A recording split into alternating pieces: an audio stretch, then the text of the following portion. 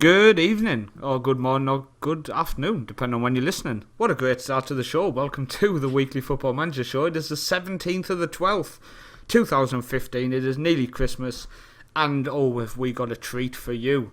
Get ready to unwrap Mr. Second Yellow Card. I actually got my second yellow claws. Oh, sorry. Hello, Mr. Yellow Claus. Christmas hat and everything. Oh, I love it. With your giraffe suit. Oh, that's a combination. And if people don't know what I'm talking about, you can buy it from Toys R Us, and you can see it on his video. So, Just in case anyone was wondering, I didn't actually get that suit from Toys R Us. I actually got that from Amazon Prime back in March because I went to a party where it was a onesie party. sure. You didn't where it buy came it just for the stream, did you? Oh God, no. And just so people know, there is a link going to be in the description for the playlist of Rebuilding Wimbledon, so you can check out the second from last if you're listening to this on the 17th, or the third from last on the 18th, and so on. And you will see him donning a beautiful giraffe onesie, which he did not buy just for the episode, supposedly. No, I actually skinned a giraffe on the savannah and then wore him. Can I just say footballmanagercentral.com had nothing to do with the killing of the giraffe? My views are my own. And good evening, Colin. How's it going? It's going well. We've got a bit to talk about tonight. Top of the list, top of my notes. I've made notes for once. Top of the notes is talk to Matt. So, hello, Matt. Hello. This is going to go well. So I think So I sounded like a character in Oliver then. it's fine. Hello. I can't Please, do sir, it. can I have some more? That was better. But no, you can't. Oh. Colin's thinking them damn Brits and their shows. What is That's this okay. Oliver you were talking about? I'm well aware of Oliver Twist. Who Jeez, does I he don't play live for? under a rock.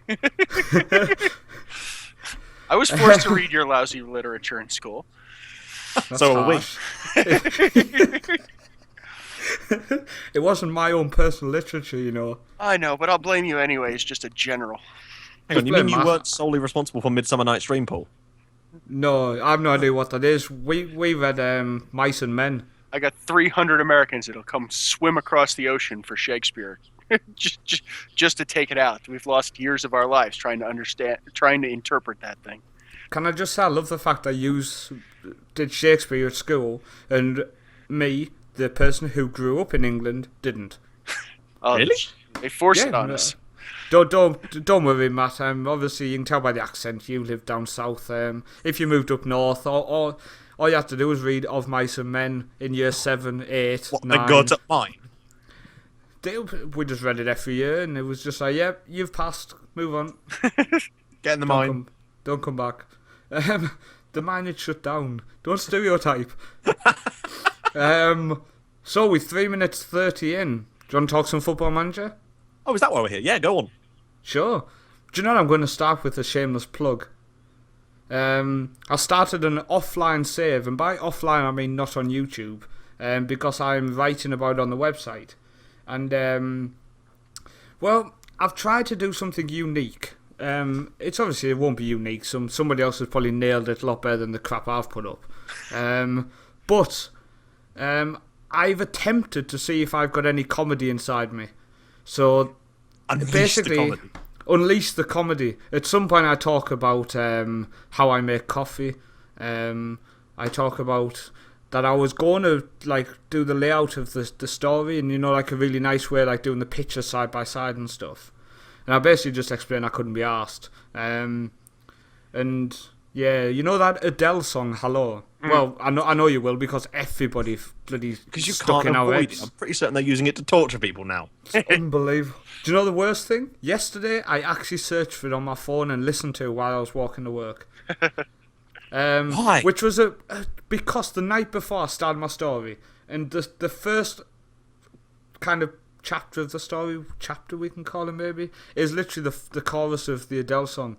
And I just kind of explained the song was stuck in my head as I'm attempting to write an FM story, so you've got to give it a read, Matt. It's not that long, so it won't put you, well, it might put you to sleep, but I'm selling it.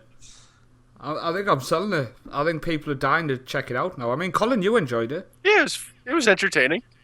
Yeah. I mean, I try to watch the language because it's on a Sports Interactive fan site, but don't worry, I try to push the boundaries. Let's put it that way. Literally, let me try to explain a bit better. Basically, I'm writing a story about myself. I'm managing Servetta in Switzerland, where Matt is now. And basically, people who don't know, they finished second in the second tier last season, but they got relegated due to financial issues. So they're in the third tier now. I've set up the third tier. I did it best I could, all the correct registration, player rules, everything that I could find. It seems perfect, to be honest. I'm not bragging, but hello. I'm not bragging, but I am. Yeah. And basically, I want to write it just kind of what's in my head as I'm typing. So I sat down and I'd literally just been listening to the song. So my first sentence was, I can't get this freaking song out of my head. But yeah, I've started as this team. I've done this in pre-season. Then at one point I kind of put 2 seconds, and I went and made a coffee. And whatever I'm thinking as I'm typing goes in it. So it's literally just random. I mean, some people read and think, yeah, it's like a diary, but just really crap. See, I actually tried something like this. Before I started doing YouTube, I think I've talked about this before, I had a save with Uni out of Madeira. But the whole point of that save was I was actually writing like a novelization based around the save, but like it had a proper like story to it, separate from the football, that was just the football was being used as a timeline and as a sort of backstory to it. Got quite far with that. I wrote about like 100 pages of it. Nice. And I was like, I'm going to do YouTube instead. It's weird because I've been just doing the YouTube stuff for a couple of weeks. So dropping back on the website, because the website's like my base, so I have to drop on it and like put some effort in sometimes. And I've kind of gone, do you know what? I'm not going to do a post unless I'm in the mood to do it. So people will have noticed, like, I brought out a guide on how to set up a formation base. Just get yourself solid, then basically push on from there. You can then look at picking out them creative players to actually make the tactic work. And I've actually enjoyed it a lot more because FM15 I tried to whack out content after content on the website, and at times it become a chore. And at any point when doing this Football Manager stuff becomes a chore, I literally just stop because I do it to enjoy it. And yeah, I'm kind of in the mood now to write again, so I thought I'll kind of just write whatever's in my head on that post, and then I've got some other guides I'm working on, which will obviously be slightly more organised, should we say. But yeah, just check it out. If you fancy a laugh at just whatever's going on in my head at the time, it's not a long post. I've only done 2 updates, and then one of them went tits up because I got crash dumped last night. And I forgot to turn autosave back on. We're 8 minutes in, and so far I've told you I've released a new post and it's crap. And we've talked about a giraffe, which again views were Matt's. So yeah, we'll move. Does that we'll come move under back this to topic of talk to Matt? Sure, but I want to go back on it because I think it's interesting, especially to have you on because as you know, you're my morning fix. As I'm sat eating my slice of toast, I'm watching you on the telly, and the best thing is when I told my girlfriend on the way back in the car today tonight, I said, Matt's coming on the show tonight, and she goes, second yellow card, and I was like, yeah, and she goes, he's had echo, and I was like, what? I've ascended. You've like ascended to the fact that she knows who you are. And even I love the fact that I come down on the morning, like my oldest son, he just goes, "Are you going to watch football?" And I go, "Yeah," and he goes, "Okay," and like he knows what's coming. He's like, "Yep, I'm going to watch that bloke." And then my youngest son was bloke again. My youngest son was kind of just like trying to hit you on the telly the other day. You taught him well. It's more that you were just reachable. Normally the people's heads are like higher up the telly and you can't reach. I have to put myself in the top corner. Do you know what? Can you remember the first time you come on, Matt? And at the end of the show, we turned around and we said, "Do you know what? This show's literally just been a ramble." Yeah. We had 9 minutes 58, 10 minutes. I genuinely love it when you have time to come on because it's literally just, so, what have you been doing? But let's come on. What we're going to do is we're going to go professional. Just okay. for a couple of minutes. I get my professional hat. To most I can handle. Just so people know, it's exactly midnight, and I've been at work till 10 p.m. So I'm slightly tired. So my rambles will make even less sense than normal. So Colin. Yes. I'm going to go to you first. Sure, you can join me here if you want. It's only 6 o'clock at night, so it's a lot earlier. More time to ramble. That's right. I'm going to go to you Sure. to talk about rebuilding Wimbledon. Okay. Because I think it's funny that Matt now has to sit and listen to people talking about his save. Utter crap. No. Who is this guy? Let's go through first. I mean, obviously he's cheated to get to the Premier League.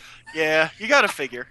I love it. It's literally like the people sit down, they watch his video, and they obviously not as good. Basically, I mean, I'm in season 5 now. I'm still in the Conference North. I mean, it's fucking horrendous. I put Matt's videos on. I've got a noose upstairs. It's just getting ridiculous now. So we were actually having a really funny conversation about that before, where like when you get into a save and you start playing, and you all of a sudden have so much, you start getting success, and sometimes it's hard to tell exactly where it's coming from, and it keeps going, and you spend the whole time while you're recording with this god awful nagging thought in the back of your head, going, "Oh shit, I hope this doesn't go south. Oh god, I hope this doesn't go south." Metered only by people are gonna think I'm cheating. And it's the worst it's the worst nagging self-doubt in the universe when you're playing with this, because it's like you're just waiting for something to blow up in your face, and then it just doesn't, and you keep going and going, and then you get used to it.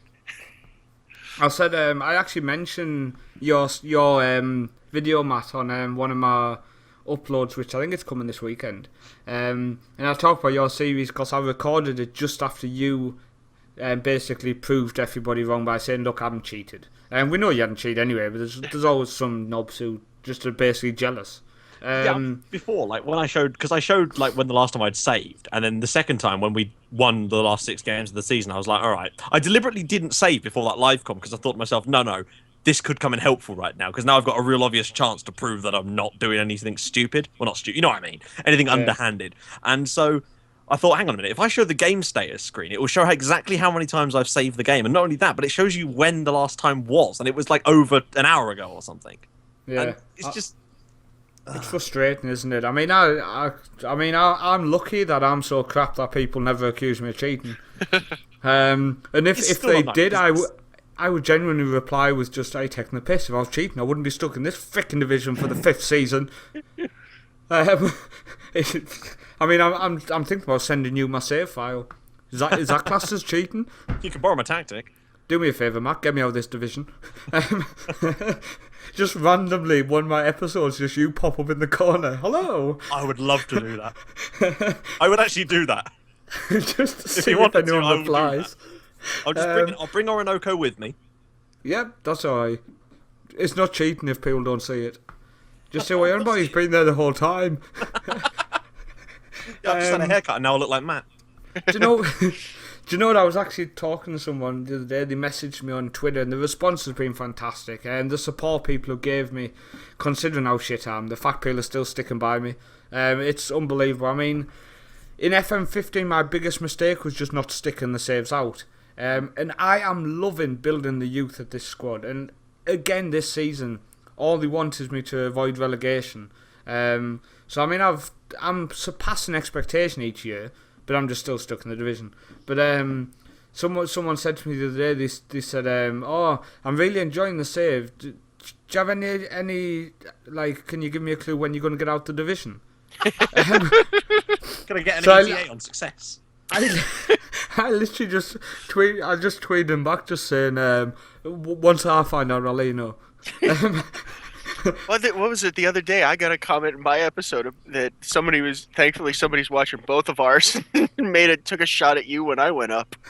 They're like, "Oh, you're finally pulling ahead of Paul." I'm like, "Well, thanks, I guess." I mean, the good thing about my save, I mean, Matt, you've obviously done back-to-back promotions.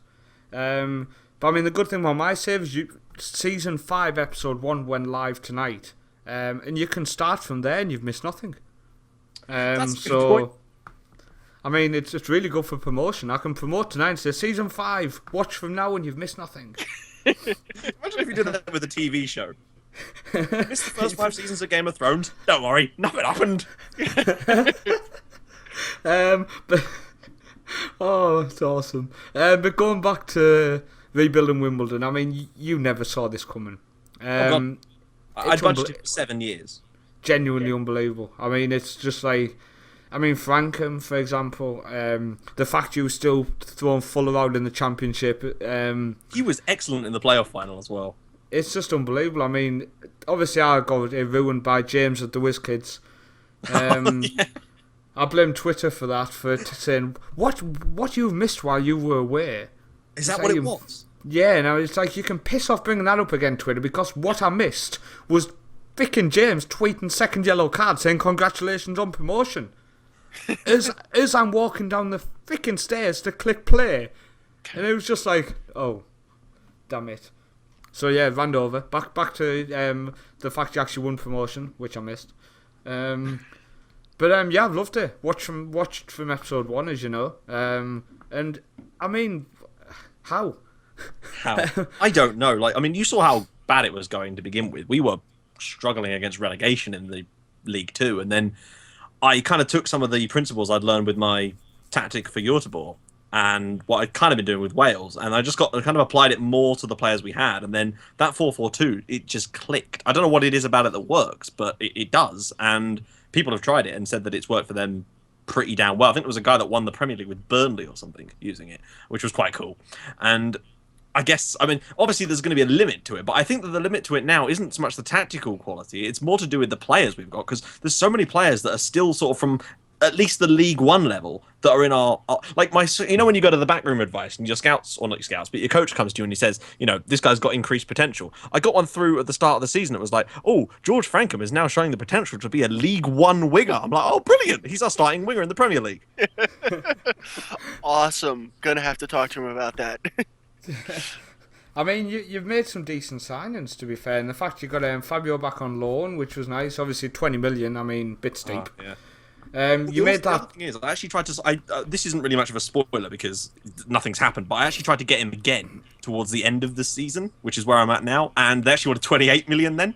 But I managed to get them to negotiate with me, and I actually got a deal agreed with them for 7.5 million up front, with a further 15 over the next 4 years. And they agreed, and I was like, perfect, we've got him. And then he wouldn't even begin to enter into contract negotiations with me. Oh god!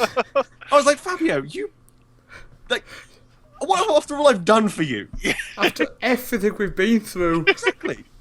But I mean, I'm just trying to. You go through and you got like Lyle Taylor and Loveridge teared it up in League One. Yeah. You went up into you went up into the Championship, and I mean, you've got Savage. You wish. Legend. You've got Savile, and he was one of them players. When you signed him, I was like, I'm not too sure on him, to be honest. And he was just unbelievable. Taylor, Well, to me, Taylor was an interesting case study, right? Because when you first had him in, I can't, I mean, there's a multitude of episodes where you can literally, you're banging your head off the desk going, I can't get this guy to do anything useful. And then all of a sudden, he just exploded on the scene. Exactly. Like, the analogy I used with, like, Lyle Taylor is that for the first sort of 5 or 6 episodes of the series, it was like Weekend at Bernie's. Like, it was like there was 2 wingers trying to control him like a puppet, and he just didn't do anything. And then all of a sudden, he was brought back to life like Frankenstein's monster and started smashing the goals in. It's I'll tell you what was nice. When Loveridge tucked one away in one of the highlights tonight. Against Cardiff. I think was it against Cardiff? I know when he took one. The third one against Cardiff. When he took his goal away, I was like, oh, he got the goal in the Premier League, get in. Just because maybe the only one, moved up. Well, because he'd moved up, it was just like, it's nice to see you've still got them players. And it was like, yes, he's actually got it. Well, Lyle Taylor's still there, but, I haven't played him all season. No, I liked when you went through your players, I think it was on last night's episode. And you just kind of went through them and you went, yeah, he's probably not going to start. And then next one, maybe a little bit. But Well, the I reason like some. Taylor's not started is because I put him out on loan for like a month. Came back, first training session back. Oh, he's broke his leg. Oh, nice. That was very Lyle Taylor. It's I mean, you don't want to give it away. Obviously, I definitely don't want it ruined. That's why I'm but only saying things that aren't relevant. Yeah, but the fact you've got up to the Premier League, I mean, you're building well. You've got that Brazilian coming in a couple of years. Mateus, yeah, he looks. Oh, he looks nice. And then that right back, where was he from? South Korea. Oh, Kim Dong Hwan. His pace. Yeah, his something stats about in him general kind were of nice. quite annoyed me in that he joins in January, as you know, and then immediately buggered off to the Asian Cup for 2 months. Oh God, I I didn't was think like, of that. dude. Thing is, I actually signed someone else in the transfer window that I forgot to show people. Oh, good job. I showed. Basically, the idea was that I was going to show him last, and there's a very specific reason, which I may as well tell you because it's not a big surprise. I show him in tomorrow's episode anyway. But he's already played for us, so I just forgot to mention him. Basically, I was going to show him last because we actually signed him from the MK Dons, but I looked at him and I thought to myself, there's no way I'm turning him down. It's called Sam Farmer. He's a centre mid, but he can play as a deep line midfielder or an attacking mid too. But the thing is, at 16 years old, he's already got like incredible mental stats, great pace. He's got like 15 tackling at 16 years old, and I think we got him for like 3 million quid from the McDonald's. And I thought to myself, yeah, okay, some people might go, well, why are you signing players from the MK Dons? And I thought, well, yeah, but we're also just taking their star prospect. So I look at it like that. Yeah, it's It looks like England international potential. So I tell you what, do you know what? I'm actually gonna brace yourself, people. I'm gonna complain. Last night's episode, Matt. Yep. Matt. I'm going with the Matt because it's a complaint. I'll direct you to my complaints department. There was no. You didn't show us the facilities, so I could see the new stadium. Oh, right, yeah, no, it was something I was meaning to do, but the thing is, like, people always ask me about the facilities, and, like, I've not actually managed to improve the facilities since I joined the club, because the board wouldn't let me, because we had no money at first. Yeah. And now they just do it without telling me and ruin us. Nice. But, like, people keep saying, oh, you know, could you bring through some players from the youth academy? I'm like, no, I can't. Our youth academy is absolutely shocking. And it would take me about 15 years to get it to a stage where we could produce anyone decent because it is so far behind any other club. Like, our youth academy is still like Conference North-South, probably. Maybe even worse because of how new the club is. Yeah. And it means that we've got no options from the youth academy, unfortunately. And no matter how long I did this save for, like, even if I was to improve it every chance I got, we'd still not have enough decent facilities to produce anyone decent by the end of the save. And it's a real shame, but that's just the way it is with Wimbledon, unfortunately. That's one of the things you have to accept when you choose the save. I think it's what was I going to say? My brain literally just went blank. What's the capacity of the new stadium? The new stadium's 11,000, which, although might not seem very much, I think it's hard coded into the game because, of course, Wimbledon, I believe, got approval this week for a new stadium, which I think SI was sort of predicting, I guess, because as far as I know, everyone's told me that when they've done a Wimbledon save, it always happens like that. So it's not, and that's why it's called New Plough Lane. So you know it's actually hard coded into the game then. Yeah, I'm hoping that they'll let me expand it at some point, but right now that's not really a big priority of mine. It's you know, sorting out Premier League stability, a couple of seasons, and because we're spending so little money still, because obviously, you know, our budget, I actually had a look at this. We were spending like what was it? Something absurd. I think we were spending 9 times less money on wages than the next nearest side, which was Huddersfield. Yeah. And that means that every year, like, we're making like £2 or £3 million in profit a month. Oh, nice. Want to Which share means that that I with looked a at our lowly projections. conference team? Oh. Could use an affiliate. Oh, I think we've got. I don't know. I think we had an affiliate, but I think I got rid of it. Oh no, that was a different save. But like, I looked at the projections for like our transfer budget, and it says that in like, if we were to stay up in the Premier League for the next 3 years, and you know the projections are sometimes a bit wrong, but it said that in the 3rd year our transfer budget would be 128 million. Oh God. I mean, Ching. I could buy gold teeth with that. Satin sheets. You could every guy that you field in your starting 11 could have a set of diamond encrusted grills out there with that kind of money. Damn right. That's something to look forward to. Spending some pennies on some nice regions out there. Well, of course, it wouldn't actually be like that because, of course, as the years go by, you end up spending more on wages, and so that budget comes down. But I still feel like because of the sheer lack of money we've been spending up to this point, because of the way the squad is, because it's still kind of League One, Championship, and all that. I still feel that if we can get through this first season, they'll give us like 50 million. That's my prediction, is they'll give us 50 million in the summer for next year if I can keep them up. And then if that's the case, that will be us set then, because we won't go down the next season if I can spend 50 million. Well, that's jinxed. Here comes relegation next season. Well done. Yeah, the hammer will come down on me. It's I was talking to somebody and I said, season 4 I'm definitely going up. I said my team's on fire, and literally as I messaged him on Facebook, I didn't win a game after that. And it was just like, yep, not talking to you again. But I mean, I don't want to spoil too much, but in season 5, it was on Monday, I was on Skype with Colin, and we were looking at my fixtures, Colin, from the previous 4 years. Yeah. And I'd hit the dip at the exact same time every single season. Yeah, your guys don't like the winter. Yeah, and this season is the first time I've gone past that dip point, and I'm still improving. Because sorry, go on. over the weekend, people who follow my series are going to find out that this is the first season where we start slow. And it's the first time. Every season we've come firing out top of the table after 5-10 games, and then my players go on a bender and they just don't come back. Where this season, stag do. Well, yeah, but this season obviously all of that's been banned because of how bad we started. So maybe that's going to work out good. You're growing into the season. The old Jack Grealish treatment there. Yeah, exactly. A couple of things I wanted to actually ask our special guest. The first thing I want to ask is, what is the chance of Wales coming back? Basically zero. Basically, just so people know, this is not like a host of a podcast now. This is basically a fan getting to talk to his idol. I think the problem with Wales was that, unfortunately, I launched that as a sort of, because I just didn't want to do the same types of saves everyone else was doing with the beta, basically, and I just thought that Wales might be something a little bit different. And I think the problem was it was just wrong, because it made me think that no one wanted to watch my videos, because I was getting more views than I would do with, say, when I was finishing Paris and stuff. But that's just because of the way things had turned off with me being ill for so long and whatnot. And with Wales, there just wasn't that level of interest there. There was a lot of people that were interested in it, fair enough, but nothing like what I'm seeing with Wimbledon now.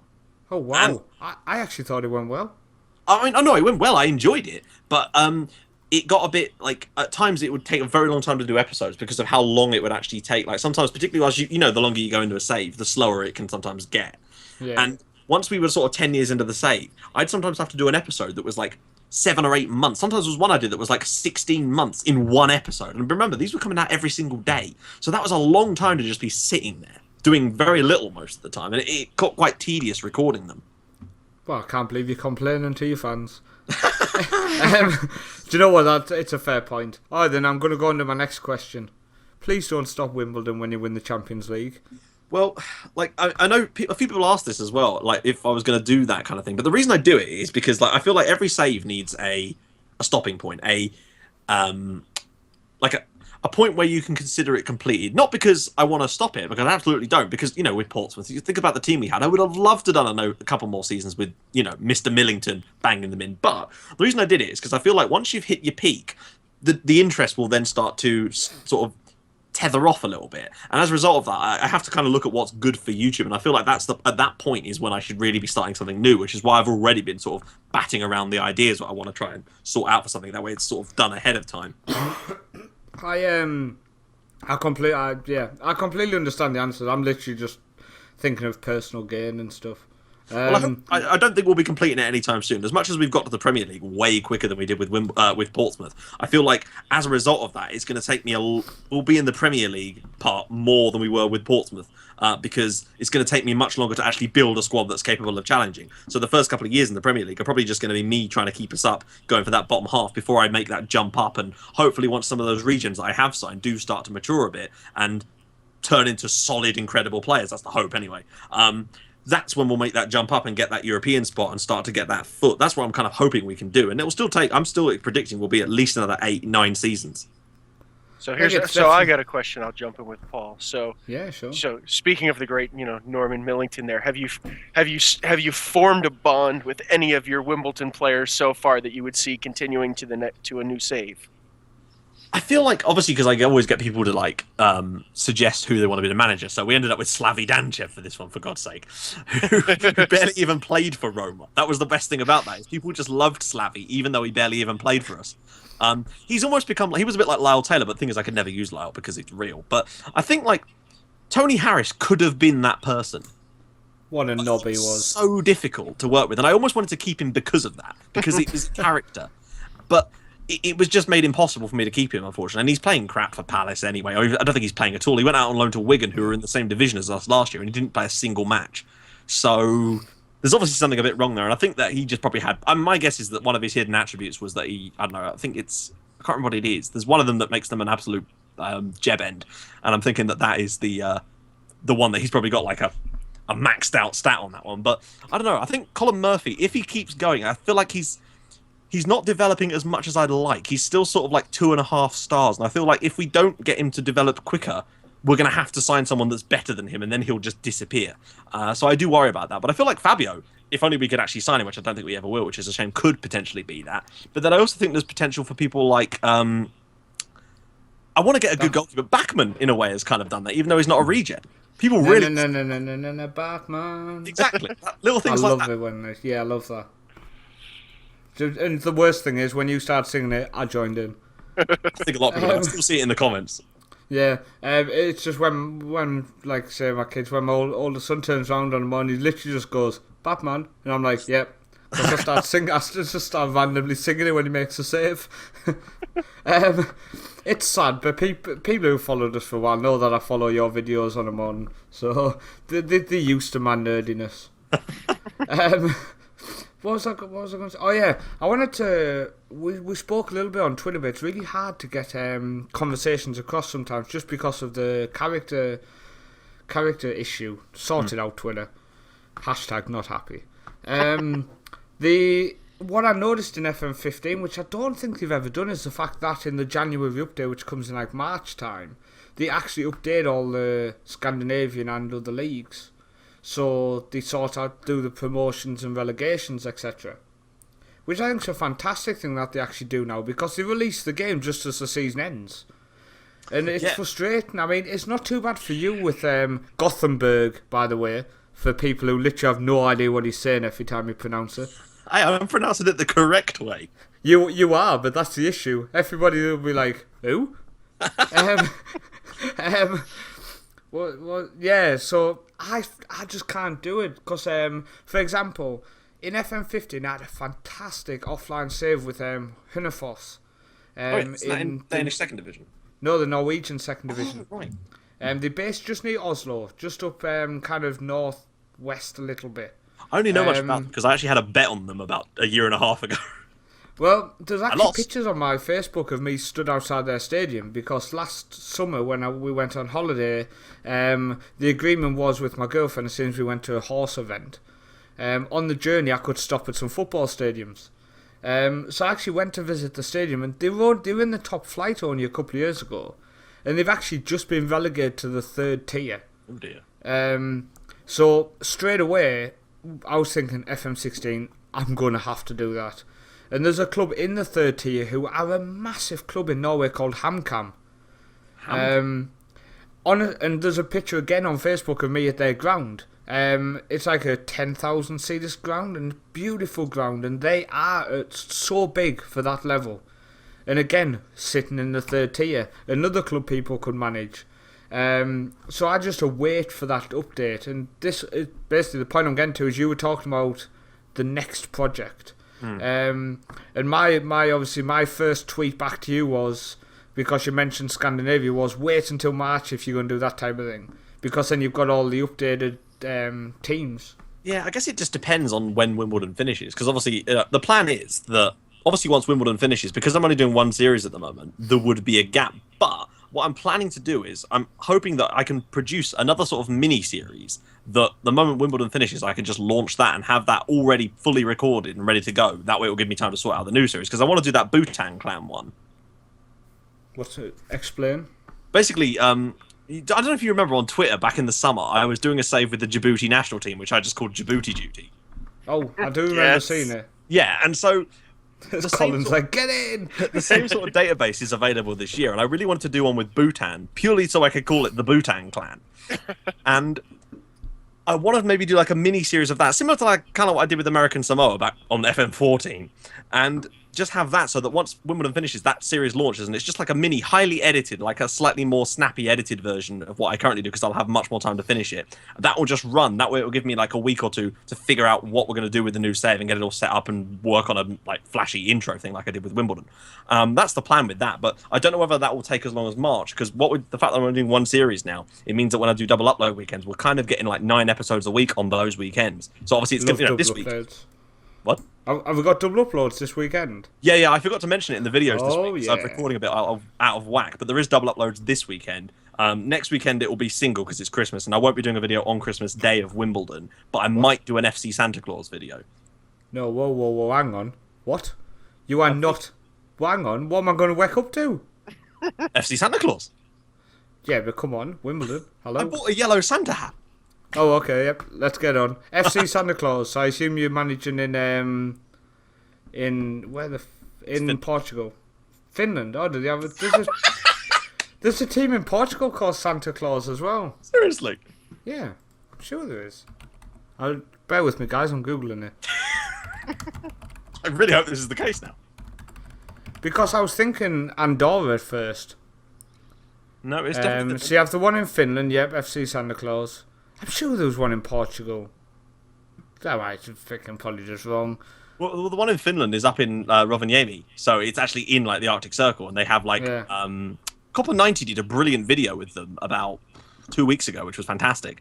But I know that they're actually on the game this year, I believe, which means that I can actually do I'd like do a one-off video where it's just like the entire season, but split up into sort of like a jokey parody kind of video. But just like to break up the monotony of Christmas Day, because the thing is, I didn't want to do a video on Christmas Day because most of the time people don't watch them because it's Christmas Day. Last year I didn't do it either because nobody's around on Christmas to watch that sort of stuff. Everyone's busy, and I am too. So I just figured that one day a year that I could do something slightly different would be that day. Because if someone did want to watch it, then they can. My missus is at work all day, so I will be watching videos. Well, I won't be because it sounds like no one's releasing any. I'll just be watching Santa Claus, and then that's it. I'll give you one just so you can fill the day. Thanks, Colin. That's what I'm. But we're gonna just move on and talk about some other topics. So people who actually want to hear a Football Manager podcast will be happy. Yes. But before we switch on to the topics, earlier on this week, as we will be every week, we talked to Ben, who is one of the people who runs the FM Central Online League, which has run since 2014. But for FM16, we wanted to kind of bring it more to the forefront so people might actually know it exists.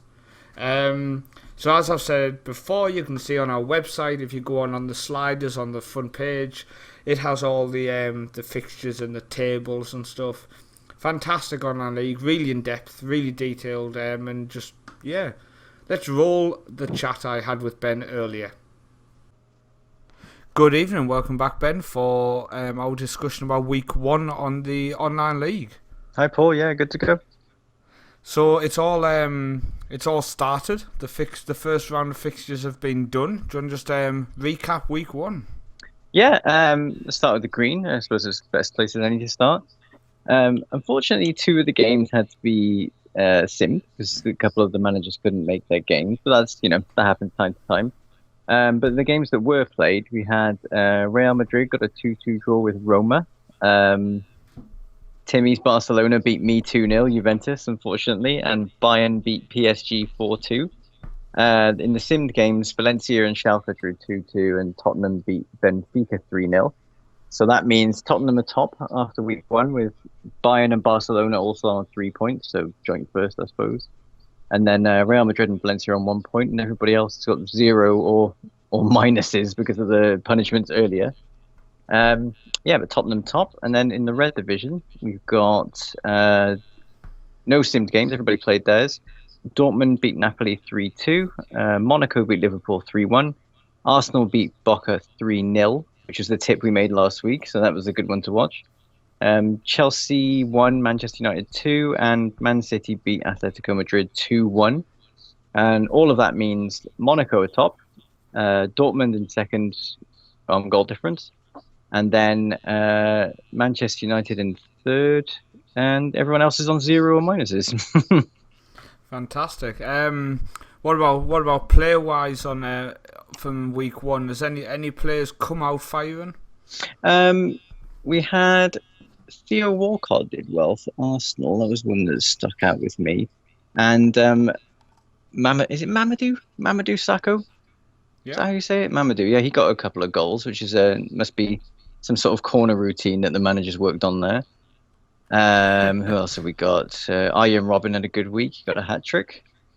Oh, fantastic. The one thing that stood out, though, was a lot of red cards. So I don't know if that's something you've experienced with your FM experience so far, but in the online league, we're getting a lot of red cards. I've not. Maybe you're all just playing dirty football, it seems. I think so, yeah. Just to remind people, if you haven't checked out the rules since last week's show, cards carry on as well as everything else, so them players will be suspended, Ben. That's right, yeah. We've had it's a 3-match ban for a straight red, 2-match ban for 2 yellows becoming a red, and then on top of that, if you get 2 yellow cards over the course of the season, you get a 1-match ban. Just to remind people, you can see the league tables on the website, as well as all the rules and the upcoming fixtures. But talking about upcoming fixtures, we've got an interesting week ahead. Yeah, well, it's interesting week currently being played, should I say? That's right. Yeah, we're a few days into it now. So a few of the games have been played, but of the fixtures that haven't been played yet, one to watch out for is let's take a look here. I think PSG Real Madrid has a good feel to it. That should be a good game. And that was in the green division. And in the red, I would say Man City against Arsenal should be a good one too. Now, I know, obviously, as we've said before, last week, James is he's recording all of his matches. So who is he playing this week? And people can obviously pop over and see if the game has been played on his YouTube channel, the Football Manager WizKids. He was playing against Napoli, and he has actually played that one, so you can watch that one if you want to. That game has been played, so once you have finished listening to our show, pop over to his channel and see how he did against Napoli. But I think this week is obviously underway, but do you mind just quickly running through the fixtures that are happening this week? For sure. Let's start with green again, as we did before. We've got Schalke against Benfica, Roma, Tottenham, Barcelona, Valencia, PSG against Real Madrid, and Bayern Munich, Juventus. And then the red, we've got Liverpool against Dortmund, Boca against Napoli, Man United, Monaco, Man City, Arsenal, and Atletico Madrid against Chelsea. Fantastic. So that's the fixtures for week 2 of the online league. As we said last week, and as I will say every week, go onto the website, footballmanagercentral.com.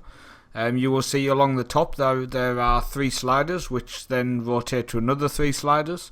And on there you have the fixtures and the league tables, so you can just click on them, as well as in the menu at the top. Check out the online league, pick a team you like, pick some transfers you like, start following the team. I think it's fairly simple at the fact that James is probably the best one to follow, because you can see all of his matches, if that makes sense, Ben. That's right, yeah. It's a kind of a way to get into the online league by watching his games. But then you might fall in love with Ben's Juventus. Obviously hoping to bounce back after a defeat in week 1. I need to now. Yeah, absolutely. I've actually had time this week finally to try and do some tactics, and I've got to test them against the best tonight against Bayern. So here's hoping. Fingers crossed. But yeah, that's the online league. So thanks for popping on again, Ben, and we will talk to you next week. No problem at all. And we'll head back to myself in real time now. Okay, perfect. Thank you, Paul. Welcome back to the actual podcast. Hi, Matt. Hello. That just proves we're back. Unless you were there when I was talking to Ben. Could have been hovering like a ghost. Just hovering with your spirit form giraffe outfit. Hovering in a giraffe onesie, yeah, that's what I do.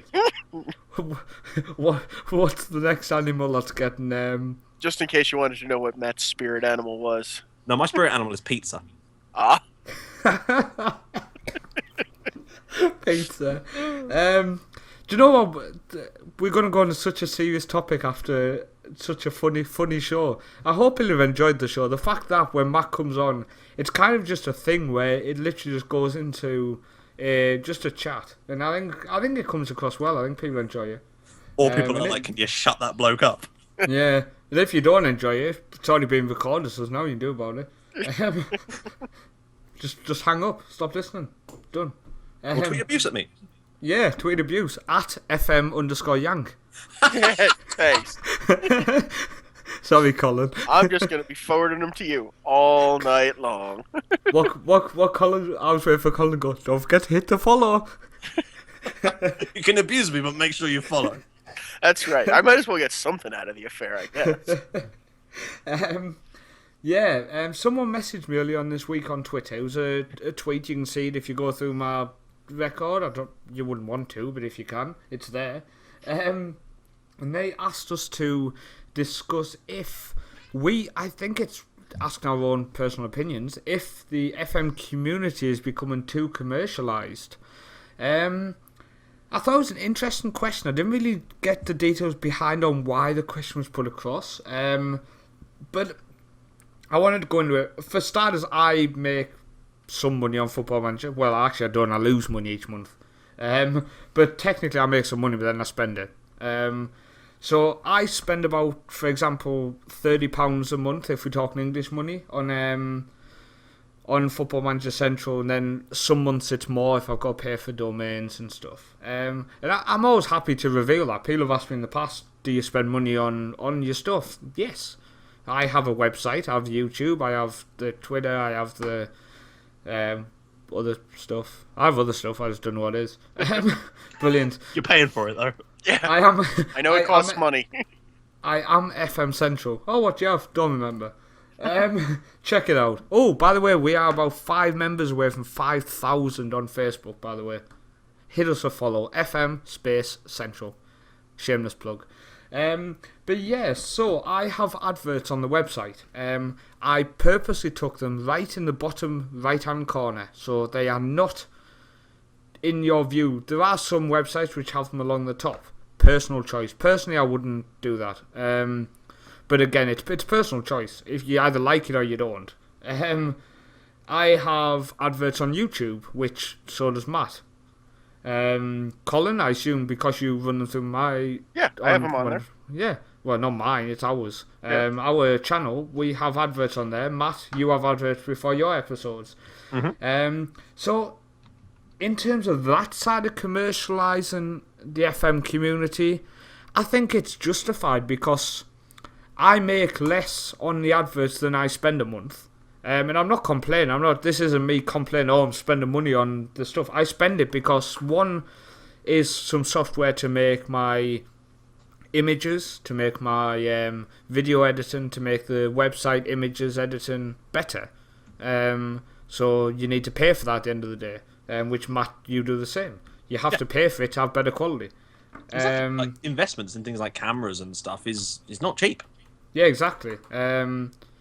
Then I have obviously the website domain, which I've just got the renewal for, and it's freaking expensive. It's definitely gone up. It's gone up, and I honestly don't know where they got the price from. Which registrar are you with? I was with GoDaddy, but Yeah, I won't be this year. No, switch to Namecheap.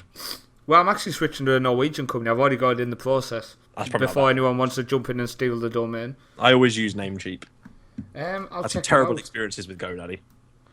Do you know what? They were always fairly alright with me. I've got a couple of website domains with them, and they've always been alright. But problem I always found with them was that they'd like they used to do $1 domain days and stuff like that. You'd pick them up, and back in the day when I used to do a lot more website stuff, I'd sometimes have like 30 or 40 websites on the go at once. And when that renewal bill came around, oh dear, it was like a slap in the face with a wet glove. It was horrible. And like the reason I went with Namecheap in the end is because they were the same sort of price, but they also offered things like what's it called? Who is protection and stuff like that was all inbuilt into it. I just really like their company, to be honest. This isn't a plug. I'm not sponsored. As everyone knows, I'm sponsored by Toys R Us. Yep. Toys R Us. I was having a conversation about this earlier, about what they actually say in the theme tune on the Toys R Us thing. Because as a kid, I always thought it was, there's millions of Jeffreys all under one roof. Which doesn't make any sense, of course. But it must be there's millions, says Jeffrey. But I had this discussion with someone earlier, and it doesn't sound like that at all. Who the hell's Jeffrey? Jeffrey's the giraffe. Giraffe. Yeah, Jeffrey the giraffe. Oh, yeah, sorry. Okay. Yeah, but that in my head, that didn't really make any sense at first. I thought he must have owned it. He's the owner of Toys R Us. No. I'm from the Toys R Us dynasty. This is a really good discussion about commercialising. I suppose we're making a serious point. I'm not sponsored by Toys R Us. Just so you know. Maybe you might be, though, after that, because as I said to you earlier, I thought it was the second commercial on your channel. Even though it was like a grainy advert from the 90s. I was just thinking, okay, this video is going to earn him a few more pennies. Yeah, so in terms of that, I mean, the question came across as the FM community more commercialised. I mean, the community, I would say, it's no more commercialised than it was, or has been. Now, I know at some point in the tweet, well, he said, do people think more about themselves now?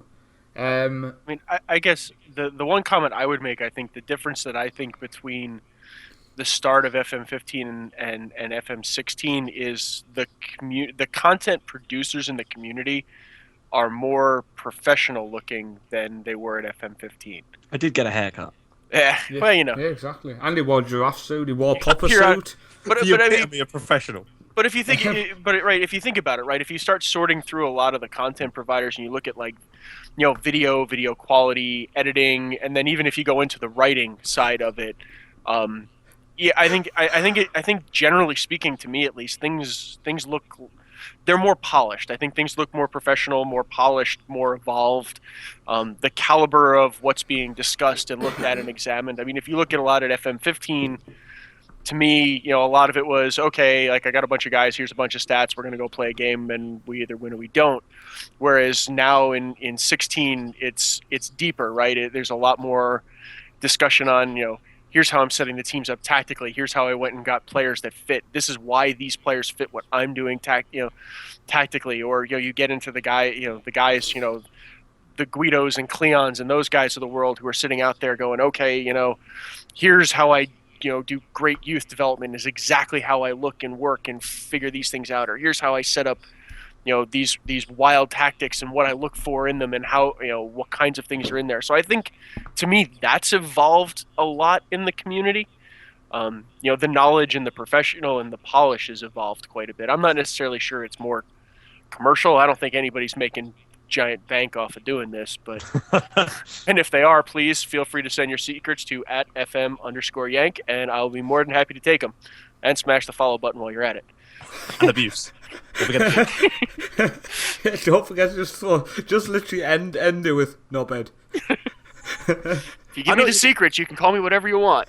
But I know what you're saying. Like, I think this year, like, I think the way content was produced for FM15 predominantly, particularly the early sort of stages of the game, so sort of through till about sort of March, April kind of time, was very formulaic. And not to say that it isn't still formulaic now, and that we're all not still kind of, you know, there's a limit to how unique we can be within FM. But at the same time, there are people, you know, look at what Ben does and the way that people push the boundaries on it a lot more now and kind of build their own little niches. And I think that before, with the formulaic style, like you say, it was sort of like, you know, here's some guys, here's some stats. Oh, look, a regen, let's play a game. And then it was sort of rinse, repeat. And I myself was, of course, guilty of doing that twice a day.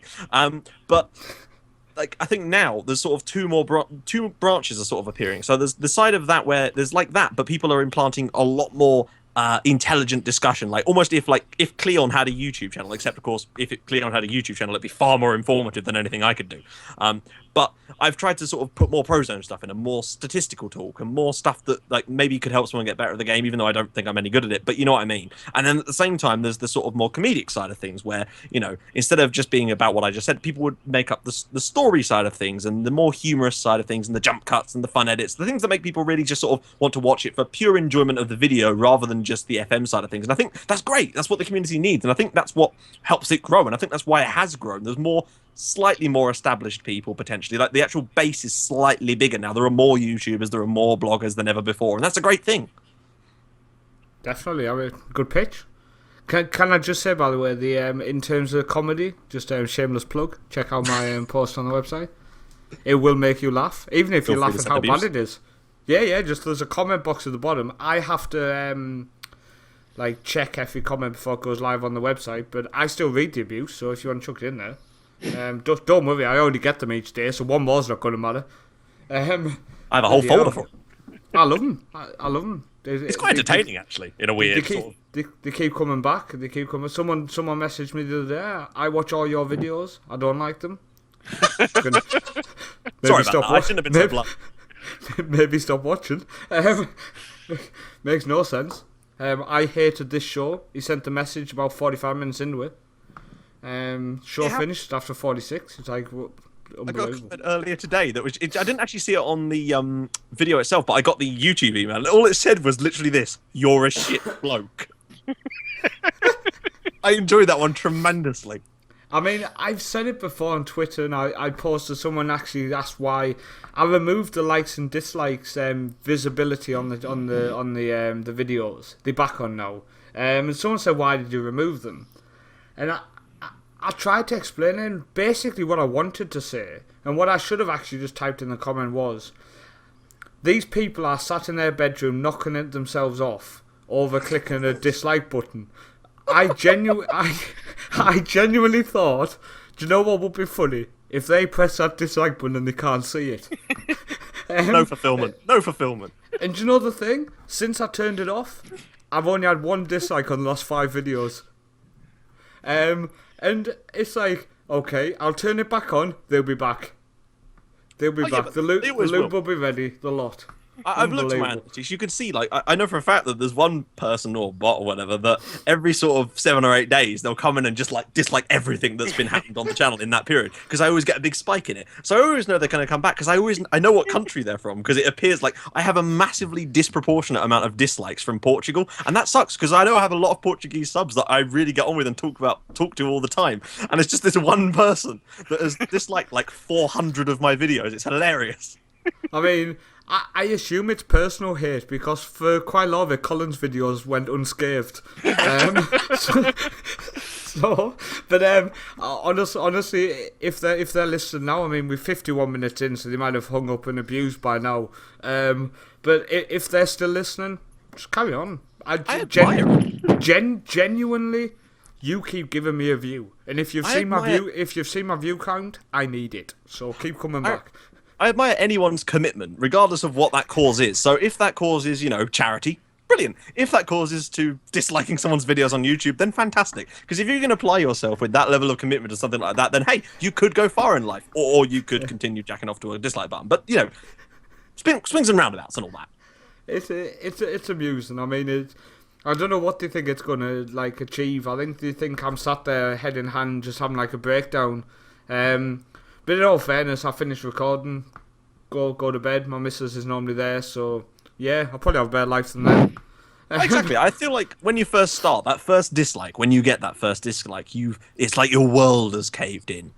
But from then on, it's kind of like, it's not so bad. And, when you get them daily, it just sort of, if you don't get one, you're a little bit worried in a way. Well, it's like Spencer. We're going to talk about Spencer, the FIFA YouTuber, if people think Spencer who. Spencer FC. He's doing a calendar giveaway at the minute. Unbelievable gesture. Obviously, he's been helped by companies, but he's doing it himself as well. There's a lot of stuff which no doubt he's put his hand in his pocket for. And it is amazing. The videos are short. They're very blunt. They're very to the point. He does some pack openings and explains how you can get a free prize. Why would you dislike that? And yet he gets more dislikes and I get views on my videos. It makes no sense. But as you said, just get on with it. You're going to go far. On your back as well. And I think if you look on to me, Spencer's Wheel of Fortune series is probably the most innovative and entertaining Ultimate Team series I've ever watched, and I love it. Genuinely, it's on a different level. But yeah.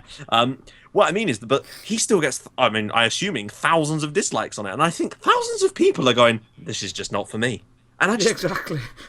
But why are you subscribed to him then? It's really strange. But I feel like sometimes people just are, and there obviously are bots that go around and do it too, but they can't all be bots. I think that's something people say a lot of the time. Oh, it's bots. No, it genuinely isn't. When I put that Wimbledon first video up, I got 10 dislikes in the first 10 minutes.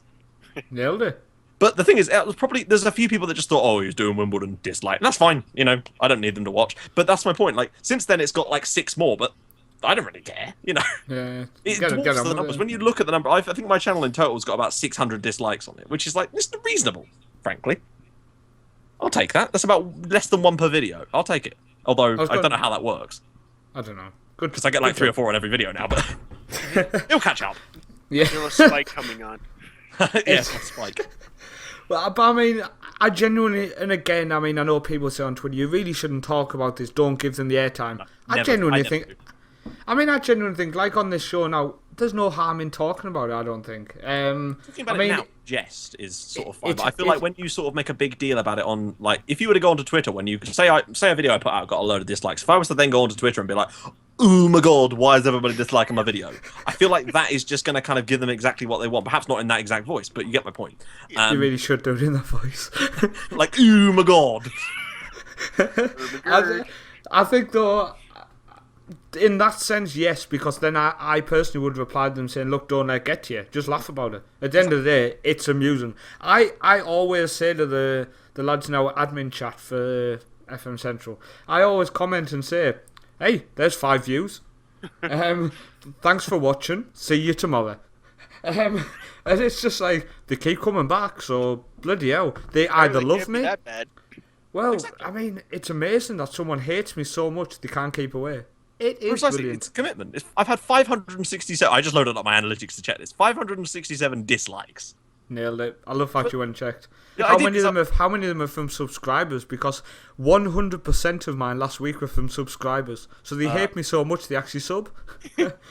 Okay, so 407 are from subscribers. It's unbelievable. That's quite a lot, isn't it? But still. It's a The thing is, those numbers are dwarfed by the numbers that have liked the video, so it doesn't matter, does it? Like, yeah, okay, I've got 560 dislikes, but it doesn't matter because it's a tiny percentage of the overall number of likes, and that's what really matters, isn't it? It's still interaction. But what I would say is, somebody commented on my video and said I've disliked it because of a certain point in the video they didn't agree with a move I did. So either they've misunderstood what the dislike button's for, or they're using it how it may be, not how it should be used, because you should maybe comment if you don't agree with something. But you know what I mean? So how many of them dislikes are actually people just not agreeing with something that's happened in the video? Oh yeah, probably. I mean, I'm sure it's things like either I've said something wrong or I've pronounced someone's name wrong. It could be as simple as things like that, unfortunately. But that's just how it is. People are like that. I got a guy coming up in season 4 that I won't even attempt. What name is it? First name's Prince. Other than that, I got nothing. I just call him Prince. I was thinking, formerly known as Prince. Well, I was desperate. My nickname for him was going to end up being like Purple Rain or something, just so I could. I had nothing else going. I can't even try. I spent a while trying. I'm like, no, not even bothering. I've found when I'm recording, some of the names of the people, I genuinely don't know what I'm looking at, because after I finish recording, I can look and go, where the hell's the T, for example, in the middle of it? Like, I've added random letters which aren't even in his name. It's like I'm seeing some magical name. So I'm like calling him, like, I can't even think of an example. I don't know. You know what I mean. But what were we talking about? Oh yeah, the commercialisation of FM. I think we nailed that topic.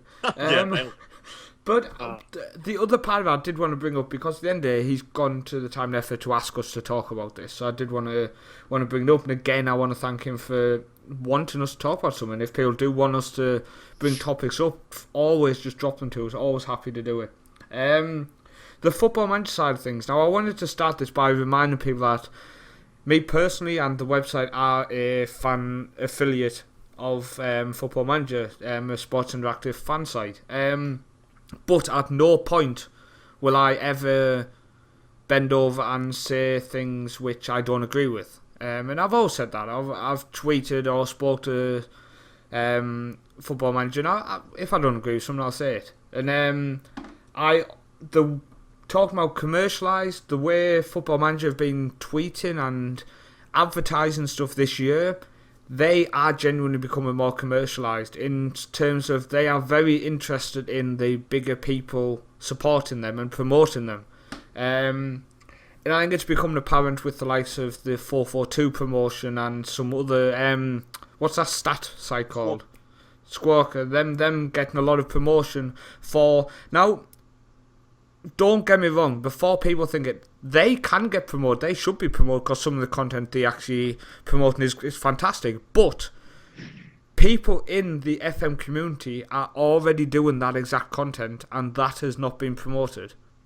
And that is the bit which gets to me. At the end of the day, there's myself, but it's not just about myself. There's myself, there's Colin, there's you, Mr. Yellow, there's Dr. Benji produces it, you've got StatUp, you've got Golden FM. Golden FM is a big one to mention in terms of the experiments he does. I've seen him do an experiment, the exact experiment done by the stat people gets promoted. And he is actually an official fan site as well. And that gets on my tits. And I've messaged Sports Interactive about it, and I'll publicly say it. It gets on my tits, so that gets done. And I honestly, I don't see it changing. I've put across my ideas during FM15. I publicly put them across. I publicly revealed the email I sent because I thought it's right that the people who are members of my Facebook group know my opinions. That fan sites should be promoted daily if on that day they release something which is of relevance to the community. Don't just, like, for an example, that story I'm writing, that shouldn't be promoted to the community because half the people aren't going to have any interest. But, for example, Cleon produces an article and the article is outstanding, that should be promoted to the community. It shouldn't matter if you're a fan site or not, because 442.com aren't a fan site, yet they're getting stuff promoted. Spencer FC gets YouTube videos promoted, yet I don't see any other YouTubers getting promoted. Second Yellow Card, for example. Dr. Benji again, StatUp again, the smaller people, us, anybody. At the end of the day, the FM community has the chance, in my opinion, to be better than the FIFA community. In numbers, no. But in communication, I would say yes, because the Football Manager account and in general, the way they communicate with the community is good. I really do like how they do it on Twitter. They will tweet, they'll reply to people. But in terms of pointing the people in the right direction, or kind of even just saying, not affiliated to us, but have you checked out Facebook groups like FM Central, like FM Society, like Clan Gaming has one, for example. And they just, to name a couple. There's many out there. I mean, obviously they've got to make sure people don't associate it with them. But if they say it's not associated, I genuinely don't see an issue with it. But yeah, I think in terms of that, I think it's basically my opinion on it. I think I covered it. Colin?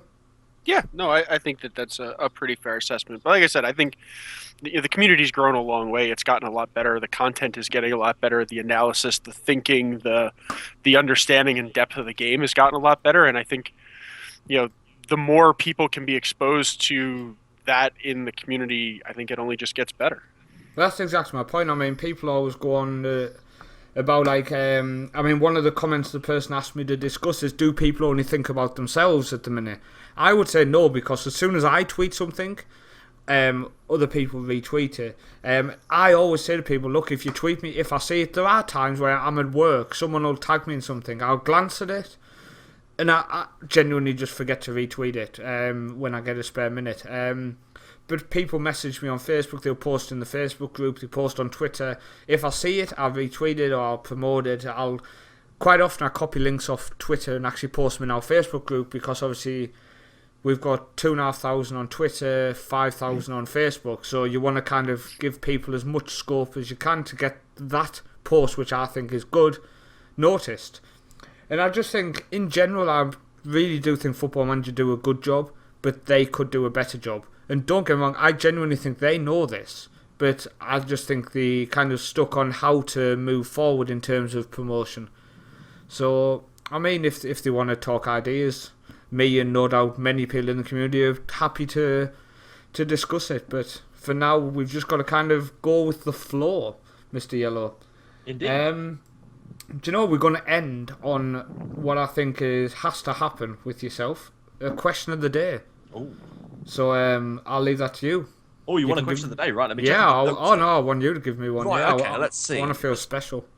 Let's pick a random one that I've not already done. Oh, it's exciting, Colin. I have to remember to take this one off now. Okay, have you ever had a one-season wonder? I think I already did that one, actually, never mind. Let's see. Okay, what leagues do you follow outside of Europe? Oh, Uh, I can take that one.